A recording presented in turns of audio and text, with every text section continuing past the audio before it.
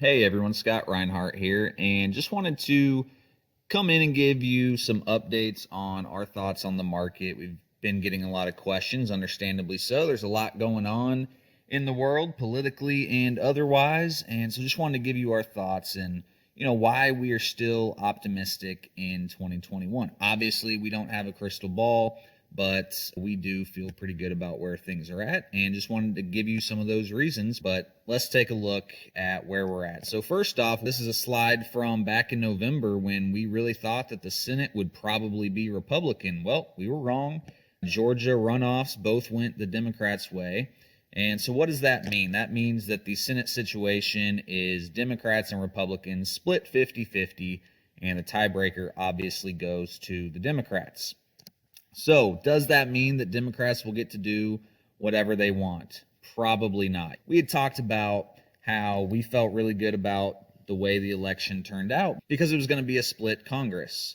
Now, turned out it's not a split Congress, but it is a razor-thin line, 50-50 split, and there are still moderate Democrats who oppose the farthest left policies, and there's Democrats that come from red states. So we think that there's going to have to be compromise. There was not this massive blue wave that everyone was predicting or the pollsters were predicting. So very little room for error for the Democrats. And so we don't think that they just have a mandate to go in and do whatever they want. And the market likes that because that means that corporate taxes are not going to just immediately shoot up. Now, they might get some sort of tax reform through, but it'll be definitely a pared down version of what they would have done had there been the massive blue wave. And if the split had been 55 Democrats or 53 Democrats, then there's quite a bit of room for error. And also, this is kind of where we were thinking we were going to be when we thought that the Senate was going to be Republican.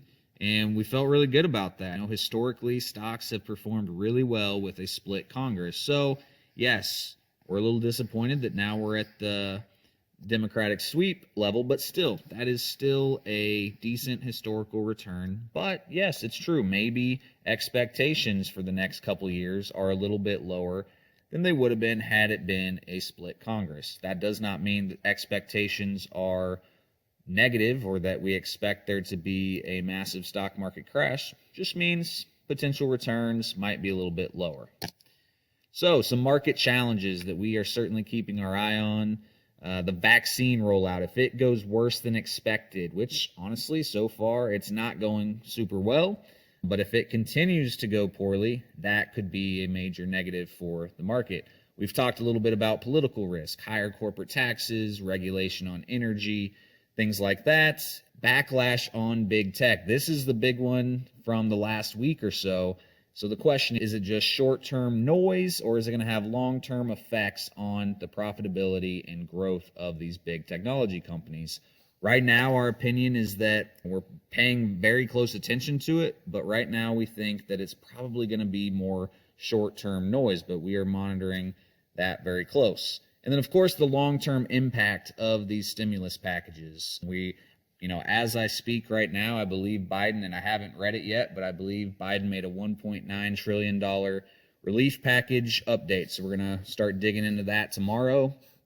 There's no denying that in the short term, these stimulus packages have helped the market and helped the economy. But the question now is long-term impact. And will there be high inflation? Will there be consequences to the dollar? Will there be consequences to investments long term? We may be figuring that out over the course of decades, not just months or years, but certainly that is going to be something we have to pay attention to over the coming years. So why are we optimistic? Here's some reasons to be optimistic. Democrats in office means more stimulus. Like I said, Biden came out with another $1.9 trillion potential package. Market likes stimulus. We're coming out of a bear market, and historically, the second year coming out of a bear market has been good for the market. So we're looking forward potentially to that. Obviously, the continued recovery from the pandemic, we talked a little bit about that already. Earnings growth is going to be there, but it's all about expectations on earnings growth. It's not too hard to grow your earnings when in 2020 they were abysmally low, but it's all about, can earnings grow at a higher than expected rate? And with more stimulus, it's possible that it could.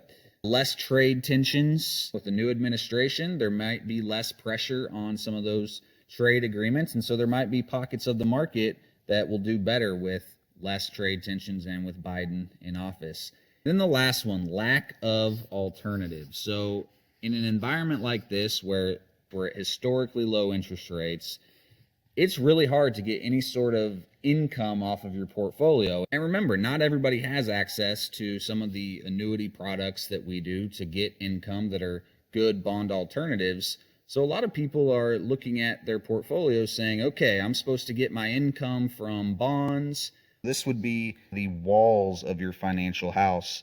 And we, for the last couple of years, have not had a whole lot in the walls of your financial house, because with low interest rates, it's hard to get a good amount of income there. And that's being felt across the investment universe. So there's just a lack of alternatives. So what people are doing, they might be putting more in the stock market because there's just a lack of good alternatives. Now that might change as interest rates rise. That might make bonds a little bit more attractive, but not if you're already in them. That's why we do not use a whole lot of bonds, or if we do, we're using very short-term bonds so that the impact of rising interest rates is a little bit smaller. So those are reasons to be optimistic. When you have a lack of alternatives, that could drive the stock market higher. So I hope this helped, but if you need to talk it through with an advisor, give us a call at 844-CARLSON or come see us at carlsonfinancial.com. Have a good rest of your day.